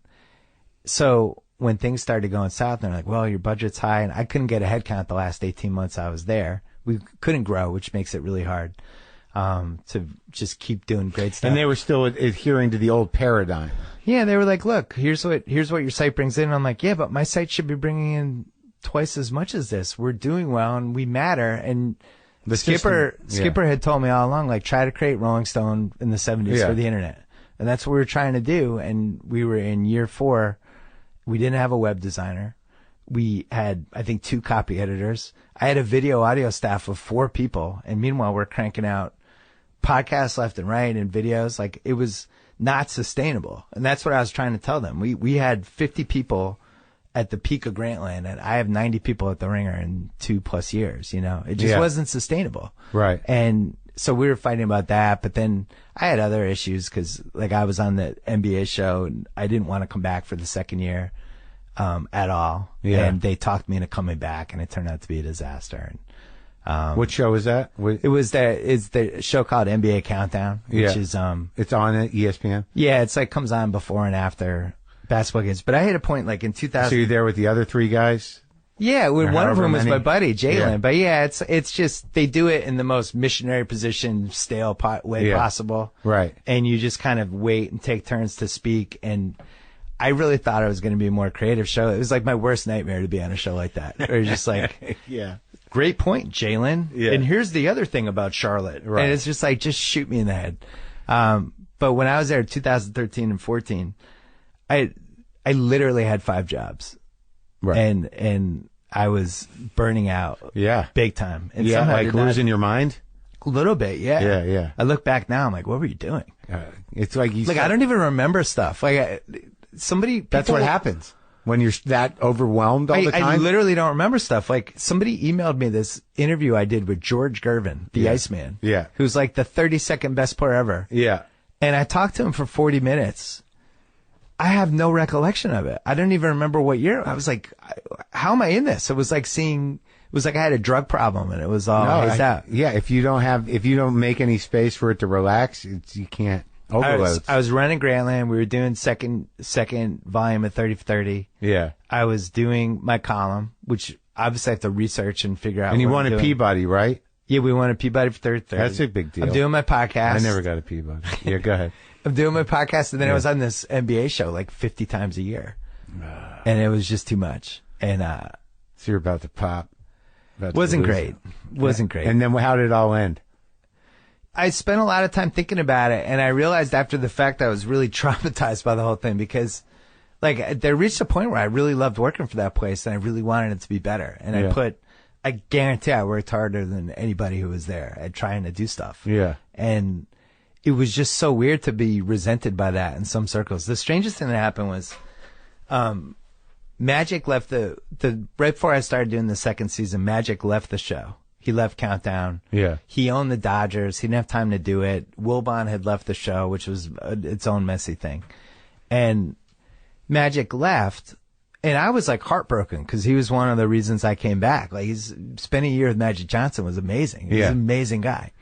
And I was just trying to wrap my head around it. And then the next day somebody from ESPN leaked a story to a sports blog that Magic left because it had been becoming my show, and there was a power struggle between me and him. Yeah.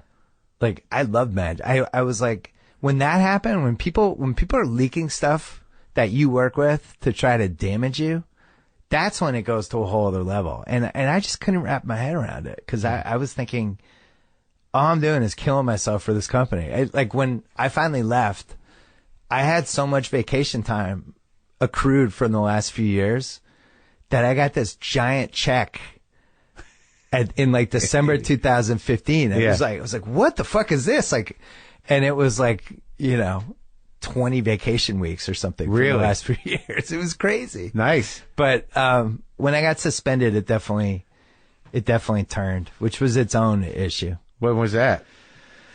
That was September 2014. I went after Roger Goodell on a podcast. Yeah. And it's funny because this was another example. I was doing so many different things that... Did you know it was going to happen? Did you know you were going to cause shit? No, I knew it was going to put them in a pissy situation. I didn't think it was going to blow up. Yeah. And it was one of those things where I did a podcast, and then Jalen and I immediately spent 6 hours in the electrical closet filming all these basketball videos, and we were just phones turned off, the whole thing, and the pod went up and it started to become a thing. And by the time I got out, it was like all hell had broken loose. But it was one of those things where when you're working too many hours and doing too many things, you get sloppy. Yeah. And I should have listened to that podcast. I never listened to it. Two of the people that work for me were like, should you listen to this? Hey, you sure you want to listen to this? I'm like, no, it's fine. I trust you guys. And I never listened to it. And if I had heard it, there's like two things I would have taken out that might have made it a little more. I wanted to keep everything I said, but I think I could have finessed it better. I could have finessed it. Yeah. And I didn't. And that night, like, the guys wearing ESPNs like screaming at me. Yeah. He was in a lathered up state. Yeah. I hope because of what I said on the podcast. But yeah, it was really strange. And then everything turned. And then like you leave ESPN and then HBO was just there, right there, ready to go. Yeah. Well, so what happened was after I got suspended, people kind of were reading the tea leaves, and I knew I wanted to go, and I was trying to figure out what to do, and I wasn't sure what I wanted to do, and I was also really burned out, and I was really mad about how things. I just didn't understand why things had to go from like doing so much good stuff from 2009 to 2013 to all of a sudden it had become adversarial. I just couldn't believe like things had flipped like that. But did you know fundamentally that what you had created with Grantland was a successful model, and that the only thing that was really stopping you was the infrastructure of ESPN? Yeah, and it wasn't even a stopping thing. We were fine. Yeah. But I think if you want to grow and if you're ambitious, ESPN one of the issues with ESPN is it's really hard to think on your feet with like jobs and how to fill stuff. And everything is a process. Yeah. And if you need a designer, it's like 3 months. Like if I need a designer 3 months, I just hire a designer. I have a designer next week. Well, yeah, but that's sort of like the difference between like the internet and newspapers. Yeah. Right. But I felt like the 4 people that I took from Grantland to try to figure out what the Ringer was, were people that I just worked really well with, and I thought had a good sense of kind of the same sense of talent. But I knew that I was going to be much busier this time around. I needed to have an inner circle that I just didn't have to worry about. Yeah. That was the biggest thing I learned at Grantland. It's like your inner circle has to be there. So with the HBO thing, it was like, I knew I wanted to do like a podcast type interview show, and I knew I wanted to do sports documentaries and stuff because I love doing that stuff. And then we had to rush the show, and the spirit behind what I wanted to do with the show, it's funny, it was a little similar to the Kimmel thing 15 years ago. Yeah. Where I felt like the opportunity was like, all this stuff's working on podcasts. Why can't this work on a TV show? Yeah. Which was what? And just interviews. Yeah. I felt like I had at that point 9 years of interviewing people, and I felt like I was getting pretty good at it. Right. And I felt like this is an inefficiency on television. These awesome interviews. Why does everybody just point to Charlie Rose? Like, there should be all types of interviews. Yeah. And the reality is, now I look back, I'm like, I was already in the good spot. We have podcasts where we can interview people. Yeah. The interviews that you and I can do in this format are just going to be better than any TV interview. I mean, I had my own issues with the TV stuff, but what do you mean? Well, it's just like I knew this going in. I'm like, I'm not Jon Stewart. I'm not. Yeah. I'm not a performer. I'm not a stand-up. Like, the interviews have to carry this. This has to be a really smart show. Sure. And it drifted toward a show that I'm still not sure what happened. The show I wanted to do. What happened to the inner circle? In that case, maybe not a good one. But the show I wanted to do, and it's 100% my fault. Because if you don't have the right vision for something, or if you think you know what your vision is, and then it drifts into another place, like, you can either stop it or. How did it drift, though? I mean, but if you think, unfortunately, fundamentally, with a visual medium that requires people to engage their eyes and their ears. I know. The continuity, because with what we do here, you can almost do this passively. Yeah, I know. In terms of take it in. So, when you got to do a song and dance, in a medium that requires song and dance, and you're not a song and dance man. I found this out the hard way. I think there was ways to do it. I think it could have been once a month. Yeah. I think it could have been loaded with interviews. Right. And maybe it pivots 3 times and has stuff, but I wasn't thinking that way, and neither were they. I really felt at the time that interviews, the way we were doing them on a podcast, could work on TV, and you quickly find out, no. Well, now there's Netflix as a platform is doing long form interviews with with the legends, with Letterman. What's interesting though, so they ran that first one. I love Letterman and Obama. I didn't watch it. I think I would have listened to it if it was a podcast though. Yeah, which goes back to my point of I just fucked up. I haven't watched it. I don't. What's fun about watching 2 people talk? But when you're in the car or when you're working out, or I'm sure whoever's listening to this right now, I'm sure they're in their car. I'm sure they're at their desk. Or at the gym, or walking their dog. Or they're walking, all this stuff. Painting something. And when you're actually in front of a television, it's got you, especially now in the second screen era. Right. And with someone like Letterman, you just want to see him be quick. Right. I'm not looking to him for in-depth interviews. I'll tell you though, I don't have any regrets. And, my whole thing is you just got to try shit. And it can't work every time. All right, but that show went away, but you're still in business with them in a big way. I am. We have a couple cool things coming that we haven't announced yet that I'm excited about. So the Ringer that became the focus. You still are partners with HBO, and you've created a podcast network. You're putting up 3 new podcasts a day. We're putting up 6. We have 24 shows now. Yeah. The Ringer's. Once the show got canceled, threw myself more in the Ringer and kind of waited to see what was going to happen with HBO, because I think, they were also getting the AT&T merger, all that stuff, and I think from a production standpoint, there was a wait and see thing there for a little while, but now it seems like I think they're going to be a little more active. So as you've evolved with the internet, with starting with AOL and then moving into ESPN, then finding your way to Grantland and actually creating a platform for basically. So now you're at the Ringer. Now whereas Grantland wasn't making money, this is some sort of partnership where you have a lot of stake in it and you're making money. Yeah, right. No. You're not just getting seed money from a big company. No, we didn't do investors like that. It was really important to me, especially after my last experience, to spend the first couple of years making decisions based on what was good and just betting on talent that we liked again and taking chances and trying to figure out what a website is in 2016, 17, and 18 when things are so fast. When we were innovating the site in 2015 and the start of 2016, Facebook was like the big traffic driver. Right. And we didn't trust it.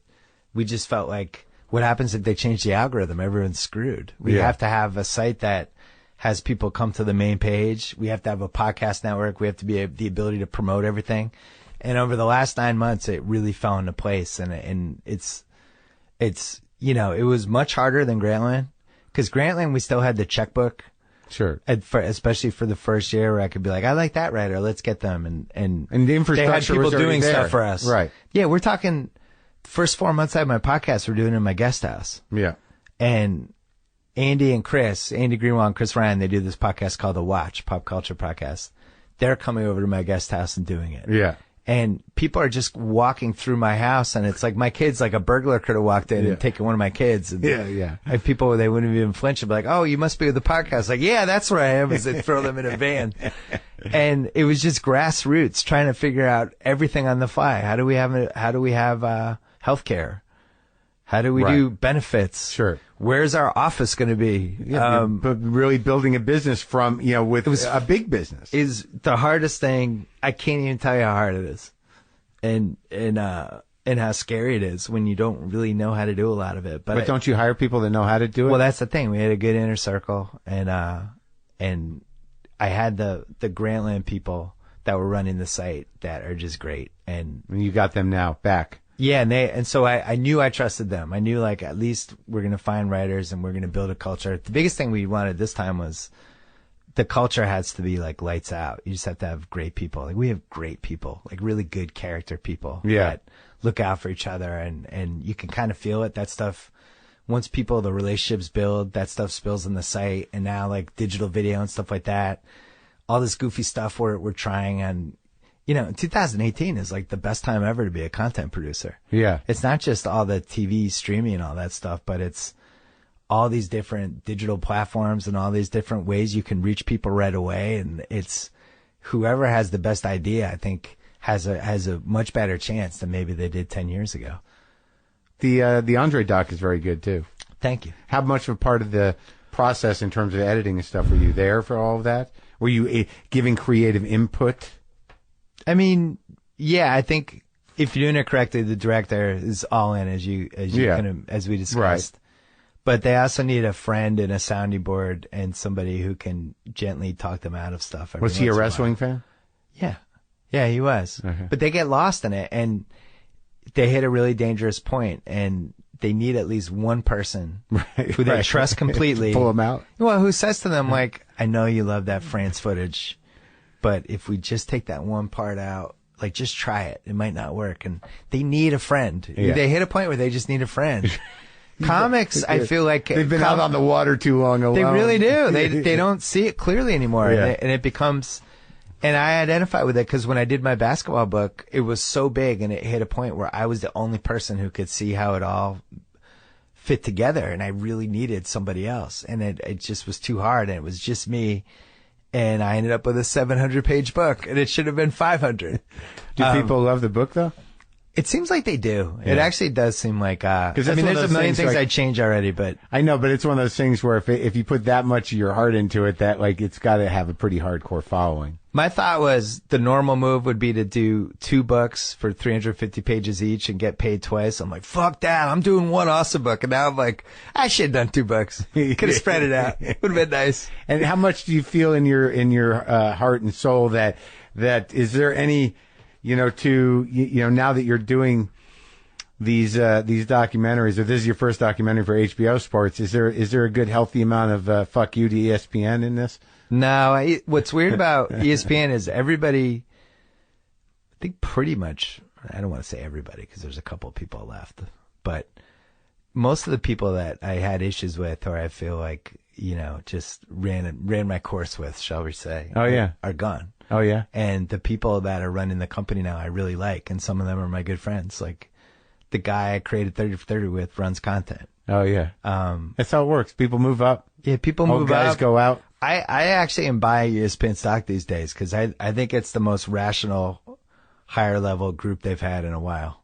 It's a really complicated time, but they're a little more equipped to. I think the leadership they had before, they just were people that just didn't get where shit was going. Like they didn't see like something like Grantland. We were a digital studio for them inside their company that was trying all this shit. Yeah. And they looked at us like it was, this fucking thing. And it was like, this thing is like the future of where the internet's going. You should be like, hey, what else could you guys come up with? And those they guys just didn't see it. Well, that's funny because it's not unlike that thing, that run-in you had with the main guy who's insulated, is that a lot of people at those sized companies, if they're working, they just want to keep shit the same. Yeah. And a lot of times it has to crumble in a very dramatic way for shit to change. Yeah, and I think that it's the ESPN thing's complicated, what's happened to it, and I that's why I think it's actually in really good shape now. They missed some stuff, but the biggest thing was they really underestimated the cord cutting thing, and they planned out their business for this decade. Yeah. At the beginning of this decade, thinking that they had this amount of money coming in from cable and from satellite, and when it started going backwards, I was there, and I know this for a fact. They didn't know what was happening. Right. And I have this great email that somebody sent, like the research thing, and they were trying to figure out, I think it was 2013 or 14, why the subs had dropped. The subs are what they call like the cable and the whatever. Yeah. And it was all these different reasons. And one of the reasons was World Cup fatigue. It was after the World Cup. It was like, we think that maybe people it was why ratings had dropped. Right. It was like, we think one of the reasons is World Cup fatigue. Tired. And then like much later in the email, it's like, another possibility is something called cord cutting. It was like watching those those commercials on YouTube from the 1970s about watch out for child molestation. Yeah. This is like, this thing called cord cutting might end up being a problem. And I was like, yeah, I think so. I think it's going to be a major problem. Yeah. But they're rallying. In 5 years, there'll be an OTT. Disney will have a whole OTT service that every family is going to buy because every Disney movie is going to be on there and every comic book movie. And it's going to have its own platform, you mean? They're forming this whole, and ESPN will be under that. And what people don't understand until you have kids is the iPad and streaming services become like your virtual babysitter. Yeah. You got to have like them. As soon as your kid's old enough to be able to maneuver an iPad, it's like you're out of jail. It's like, I'm going to go in the other room. I'm going to go in that room. Yeah, and they don't care. No, they're just like pressing buttons. But as soon as that happens, we hope that it all ends up okay for those kids. We'll see. I'll tell you though, going back to those Parkland kids, it was the first time I was like, this generation, this might be a generation that really makes a difference and is just thoughtful about stuff and mature enough in a different way. This is what Chuck and I talked about when we did a pod 2 weeks ago. The guys coming into the NBA now are these like polished guys and they're good interviews and they handle their business well. And you're like, how the fuck, you're 19? How are you like an adult? Yeah. And it just seems like that's starting to be what happens with this specific generation. Yeah, they're maturing fast, I think maybe because of the internet.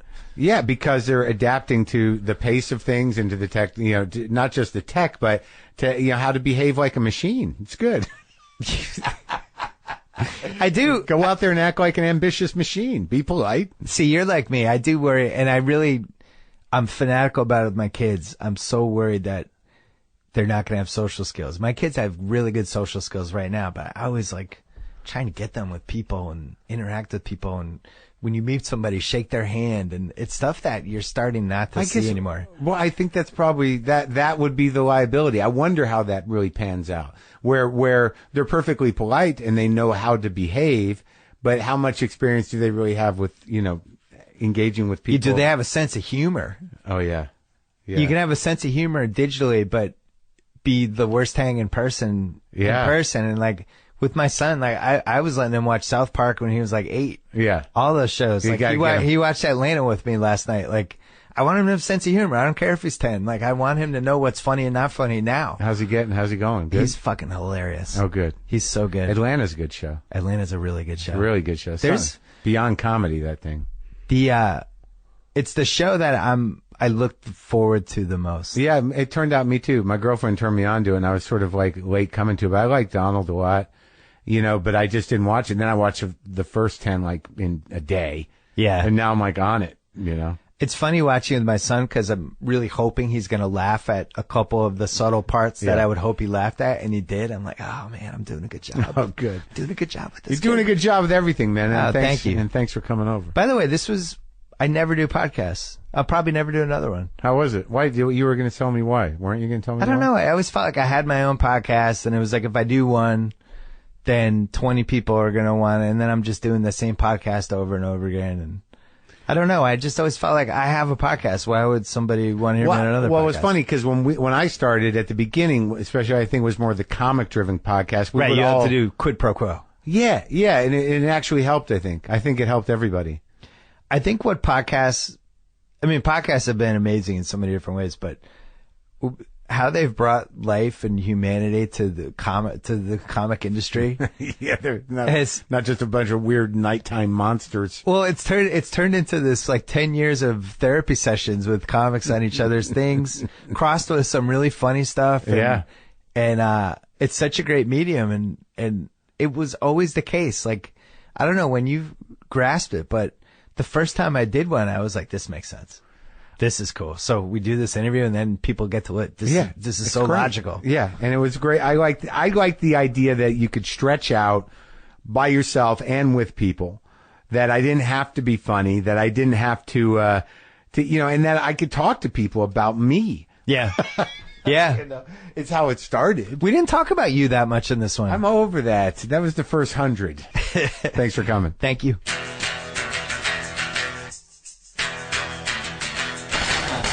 That's it. That's the show. I want to thank Bill for coming. I thought that was a great conversation, engaged and nice. And I think I'll be doing one more intro in here before the end of the month. And I'm going to be on the road in Europe doing a few parts of the world tour. You can get tickets and venue information at WTFpod.com/tour.